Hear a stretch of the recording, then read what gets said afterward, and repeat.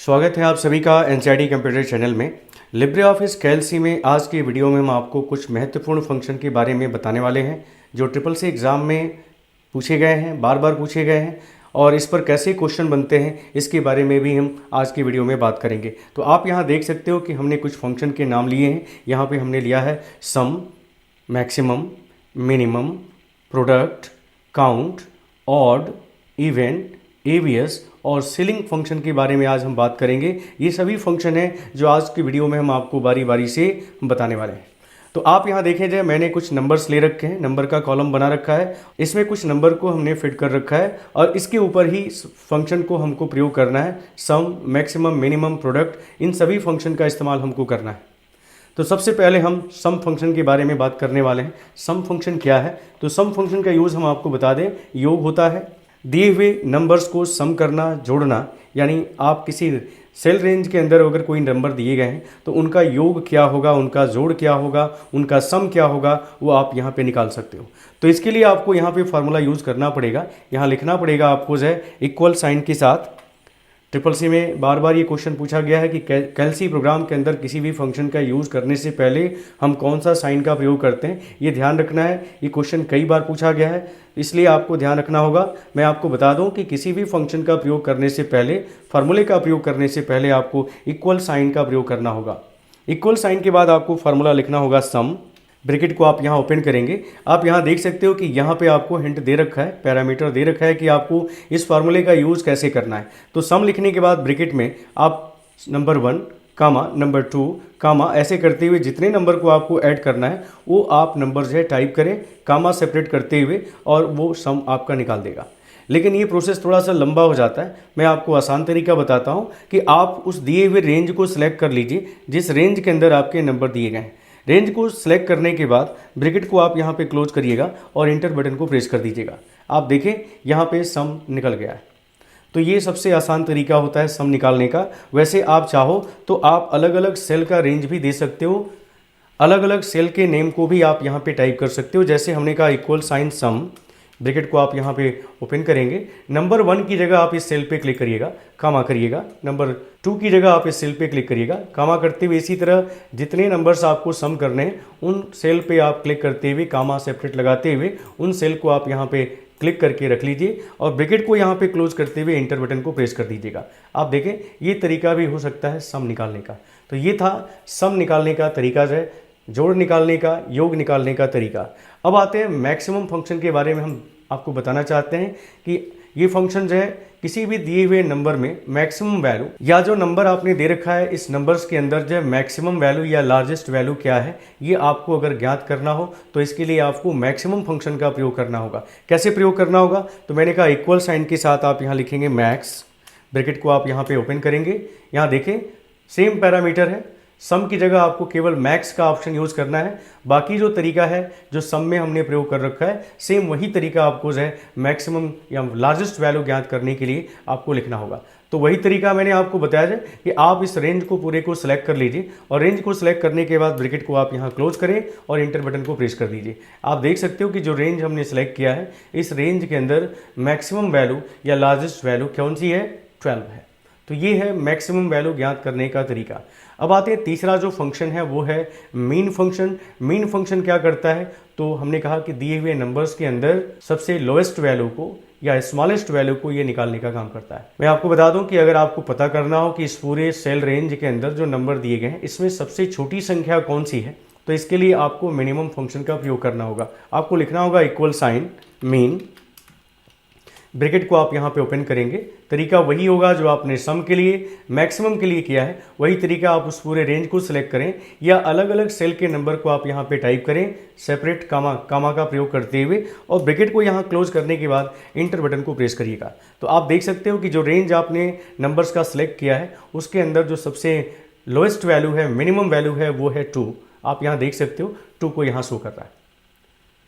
अगर हम इन संख्याओं में बदलाव करते हैं, जैसे हमने कहा 2 की जगह हम 1 अगर लिख देते हैं, तो आप देखें यहाँ पे मिनिमम वैल्यू आपकी बदल गई है। सम भी आपका यहाँ पे जो 48 दिखा रहा था वो 47 दिखाने लगा। अगर इसी तरह अगर कोई संख्या हम बड़ी टाइप कर देते हैं तो आप देखें मैक्सिमम वैल्यू भी चेंज हो जाएगा। आप यहाँ पे ध्यान से देखेंगे कि अभी 12 दिखा रहा है, लेकिन जैसे हमने 17 लिखा। अब देखें यहाँ पे 17 आपको मैक्सिमम के रूप में शो कर रहा है। तो इस तरह हमने आपको बताया जाए कि आप सम, मैक्सिमम और मिनिमम फंक्शन का प्रयोग कर सकते हो। अब आते हैं अगला जो फंक्शन दिया गया वो है प्रोडक्ट। आपको बता दें कि इस फंक्शन का प्रयोग मल्टीप्लाई करने के लिए या गुणा करने के लिए कर सकते हैं। इस फंक्शन का यूज किन्हीं दो संख्याओं को या दो से अधिक संख्याओं को जो है अगर आपको मल्टीप्लाई करना है, गुणा करना है, तो आप इस फंक्शन का यूज कर सकते हो। जैसे आप अगर मान लीजिए कि इन सभी नंबर्स का आपको मल्टीप्लिकेशन या इसका गुणनफल क्या होगा आपको पता करना है, तो आप इसके लिए प्रोडक्ट फंक्शन का प्रयोग करेंगे। कैसे प्रयोग करना होगा? आपको लिखना होगा इक्वल साइन प्रोडक्ट, ब्रैकेट को आप यहाँ पे ओपन करिएगा और देखें नंबर 1 कामा नंबर 2 सभी के लिए पैरामीटर एक ही जैसा दिया हुआ है। केवल आपको फार्मूले में शुरुआत का जो है अगर सम निकालना है तो सम, मैक्सिमम निकालना है तो मैक्सिमम, मिनिमम निकालना है तो मिनिमम आपको लिखना होगा। बाकी जो तरीका है नंबर को सिलेक्ट करने का या रेंज को सिलेक्ट करने का, वो आप यहाँ पे सिलेक्शन उसी तरह कर सकते हैं जैसे आपने पहले सम के लिए, मैक्सिमम के लिए या मिनिमम के लिए किया था। अगर आपको इन सभी संख्याओं का गुणनफल ज्ञात करना है तो मैंने कहा उस पूरे रेंज को सिलेक्ट कर लीजिए जिनका गुणनफल या मल्टीप्लिकेशन आप निकालना चाहते हो। रेंज को सिलेक्ट करने के बाद यहाँ पे ब्रैकेट को आप क्लोज करेंगे और इंटर बटन को प्रेस कर देंगे। इस तरह आप देख सकते हो इन संख्याओं का जो गुणनफल होगा वो आपके सामने है, ये प्रोडक्ट के रूप में यहाँ पे शो कर रहा है। तो इस तरह हमने आपको बताया जाए कि प्रोडक्ट फंक्शन का यूज़ कर सकते हो अगर किन्हीं दो संख्याओं को, सपोज है कि केवल 3 और 5 का मल्टीप्लिकेशन आपको ज्ञात करना है, तो आपको यहाँ लिखना होगा प्रोडक्ट।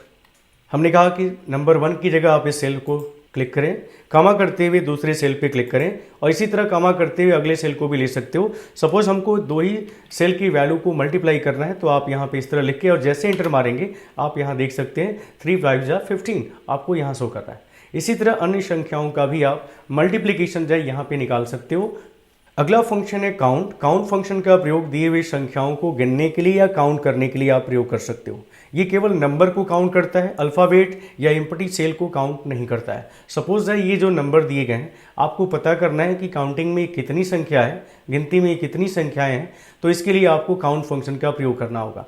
मैंने कहा कि काउंट फंक्शन केवल नंबर के ऊपर ही काम करेगा, अल्फ़ाबेट के ऊपर काम नहीं करेगा। अगर कोई कैरेक्टर किसी सेल के अंदर लिखा गया है तो उसको नहीं गिनेगा, केवल ये नंबर संख्याओं या संख्याओं को ही गिनने का काम करेगा। तो कैसे इसका प्रयोग करना है? आपको लिखना होगा काउंट, ब्रैकेट को आप यहाँ पे ओपन करेंगे और ओपन करने के बाद मैंने कहा इस पूरे रेंज को सिलेक्ट कर लीजिए जिस रेंज के अंदर जो है नंबर दिए गए हैं और ब्रैकेट को यहाँ पे क्लोज करते हुए इंटर बटन को प्रेस करिएगा।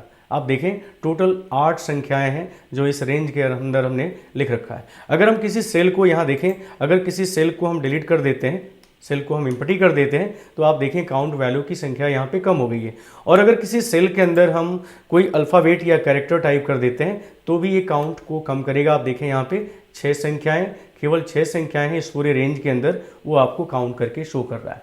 तो ये है काउंट फंक्शन का यूज़ जो हमने आपको बताया है। अगला फंक्शन दिया गया odd function, event function. Odd और इवेंट जो है आपको समझना है कि क्या है ये फंक्शन जो है। आपको बता दें कि यह फंक्शन दिए गए सम संख्याओं के बाद कौन सी विषम संख्या आएगी उसको ये काउंट करता है। सपोज है आपने यहाँ पे लिया है ऑड, आपने लिखा यहाँ पे equal sign O double D, bracket को आपने यहाँ ओपन किया और यहाँ पे कोई भी नंबर, जैसे मान लीजिए आपने यहाँ पे 10 लिखा, 10 के बाद कौन सी विषम संख्या आएगी उसको ये डिस्प्ले करेगा। आप यहाँ देखें जैसे हम इंटर बटन को प्रेस करेंगे 10 के बाद जो विषम संख्या होगी वो 11 होगी। तो इस तरह हमने आपको बताया था कि ऑड फंक्शन का यूज़ किसी भी दिए हुए सम संख्या के बाद कौन सी विषम संख्या होगी उसको ये आपको शो करेगा। एक बार फिर से देखते हैं, कोई दूसरी संख्या लेते हुए मैंने कहा आपको लिखना होगा ऑड, ब्रैकेट को ओपन करने के बाद यहाँ पे आप लिख दो 14, 14 के बाद आप यहाँ पे ब्रैकेट को बंद करेंगे और हमने कहा कि 14 के बाद 14 जो एक सम संख्या है, इस सम संख्या के बाद कौन सी विषम संख्या होगी जो वो आपको अगर पता करना हो तो जैसे आप इंटर बटन दबाएंगे आप यहाँ देखें 14 के बाद जो 14 एक सम संख्या है, 14 के बाद जो 15 जो है ऑड होगा, ऑड संख्या होगी। सम और विषम के बारे में आपको ज्ञान है, ऐसी संख्या जो 2 से पूरी की पूरी विभाजित हो जाए वो आपका इवन होता है और जो 2 से विभाजित न हो ऐसी संख्या को हम ऑड कहते हैं। तो ये आपने देखा जाए कि किसी भी इवन नंबर के बाद कौन सा ऑड नंबर आएगा, आपको अगर ये पता करना है तो इसके लिए मैंने आपको बताया जाए कि आप ऑड फंक्शन का इस्तेमाल कर सकते हो। ऑड नंबर की बात जो है कौन सी इवन संख्या आएगी ये अगर आपको ज्ञात करना है तो आप यहाँ पे इक्वल साइन के साथ लिखेंगे इवन, ब्रैकेट को आप यहाँ पे ओपन करिएगा और यहाँ पे आपको नंबर को टाइप करना है। जैसे मान लीजिए आपने लिखा 17 जो एक ऑड नंबर है, इस ऑड नंबर के बाद कौन सी सम संख्या होगी अगर आपको ये पता करना हो तो जैसे आप इंटर मारिएगा 17 के बाद कौन सी इवन संख्या आएगी तो आप यहाँ देखें 18 होगा, जो सम होगा इवन होगा। तो इस तरह ऑड फंक्शन और इवन फंक्शन का यूज आप कर सकते हो। इवन फंक्शन के बाद अगला फंक्शन है एवीएस फंक्शन। एवीएस जो एब्सोल्यूट फंक्शन के नाम से भी जाना जाता है। यह फंक्शन आपको बता दें कि एब्सोल्यूट वैल्यू को रिटर्न करता है, यानी किसी भी दिए हुए नेगेटिव मान को ये पॉजिटिव मान में कन्वर्ट करता है।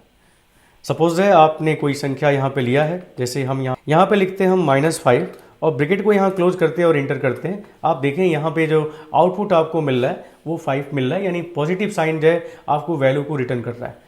अब यहाँ देखें एक और फंक्शन यूज करते हैं एवीएस। यहाँ पे लिखते हैं हम 5 - 8। आप देखें यहाँ पे कम में से आप अधिक को घटा रहे हो। वैसे आपको नॉर्मली आपको पता है कि कम में से जब अधिक को घटाएंगे तो अधिक वाले चिन्ह को जो है ये रिटर्न करता है, आउटपुट लेता है। अगर हम बिना एवीएस फंक्शन को लगाए हुए अगर हम 5 में से 8 को यहाँ पे सब्ट्रैक्ट करते हैं तो आप देखें यहाँ पे -3 आ रहा है। यहाँ पे लेते हैं एवीएस। इस कैलकुलेशन के आगे अगर हम एवीएस फंक्शन का प्रयोग कर दें तो देखें यहाँ आउटपुट आपका चेंज हो जा रहा है। जो वैल्यू आपको नेगेटिव में आपको शो कर रहा था अब यहाँ पे पॉजिटिव मान में शो कर रहा है, यानी किसी भी नेगेटिव वैल्यू को ये पॉजिटिव मान में पॉजिटिव वैल्यू में कन्वर्ट करने का काम करता है। ये है आपका एवीएस फंक्शन। एवीएस फंक्शन के बाद अगला जो फंक्शन है वो है सीलिंग फंक्शन। आपको बता दें कि इस फंक्शन का प्रयोग दी हुई संख्या में पूर्ण भाज्य संख्या निकालने के लिए की जाती है। यानी अगर कोई संख्या दी गई है और उस संख्या में किसी दूसरी संख्या से भाग दिया जा रहा है और वो पूरा का पूरा अगर विभाजित नहीं हो रहा है तो वो कौन सी संख्या होगी जो दिए हुए संख्या से पूरा का पूरा विभाजित होगा। सपोज हम यहाँ पे ऐसे अगर नॉर्मली हम यहाँ पे अगर हम 10 में 3 से डिवाइड करते हैं तो आपको पता है कि 10 जो है 3 से पूरा का पूरा विभाजित नहीं होगा।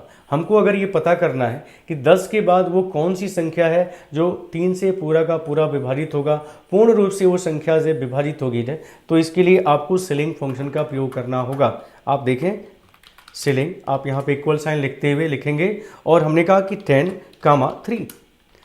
आप यहाँ देखें मैंने आपको पहले भी बताया कि 10 संख्या जिसमें हम 3 से जो है डिवाइड कर रहे हैं, 3 से भाग दे रहे हैं, तो हमने कहा कि 10 जो है 3 से विभाजित नहीं होगा। तो हम अगर ये पता करना चाहते हैं कि 10 के बाद 10 के ऊपर वो कौन सी संख्या है जो 3 से पूरा का पूरा विभाजित होगी, तो जैसे हम इंटर बटन को प्रेस करेंगे यहाँ देख सकते हैं कि बता रहा है कि 12 जो है 12 वो संख्या है जो 3 से पूरा का पूरा विभाजित होगा। इसी तरह कोई और संख्या हम लेते हैं, यहाँ पे इक्वल साइन के साथ आप लिखेंगे। फार्मूले में स्पेलिंग को ध्यान रखना होगा, CEILING होगा। हमने कहा कि सपोज है यहाँ पे 15 दिया गया है जिसमें हमको 2 से डिवाइड करना है। आपको पता है कि 15 जो है 2 से विभाजित नहीं होगा, लेकिन हम पता करना चाहते हैं कि 15 से ऊपर वो कौन सी संख्या है जो पूरा का पूरा 2 से विभाजित होगा। तो इसके लिए हमने ये दिया फार्मूलाज है और जैसे हम इंटर बटन को प्रेस करेंगे 15 के ऊपर वो कौन सी संख्या है जो 2 से पूरा का पूरा विभाजित होगा। जैसे आप इंटर बटन को प्रेस करेंगे यहाँ देख सकते हैं कि 16 वो संख्या है जो 2 से पूरा का पूरा विभाजित होगा। तो ये है सीलिंग फंक्शन का यूज़ जो हमने आपको बताया जाए। तो आज की वीडियो में आपने देखा जाए sum function, maximum function, minimum, product, count, odd, even और एवीएस फंक्शन के साथ साथ जो सीलिंग फंक्शन का यूज़। इसमें ये सभी फंक्शन जो है CCC के हिसाब से देखा जाए तो महत्वपूर्ण है। इसमें बार बार जो है count function, odd, even function, ABS function और सीलिंग फंक्शन के बारे में पूछा गया है। तो उम्मीद है कि आज का वीडियो आपको पसंद आया होगा। वीडियो पसंद आया हो तो प्लीज़ लाइक करें। चैनल को आपने अभी तक सब्सक्राइब नहीं किया है तो प्लीज़ सब्सक्राइब भी कर लीजिए। तो आज की वीडियो में बस इतना ही। नमस्कार, जय हिंद।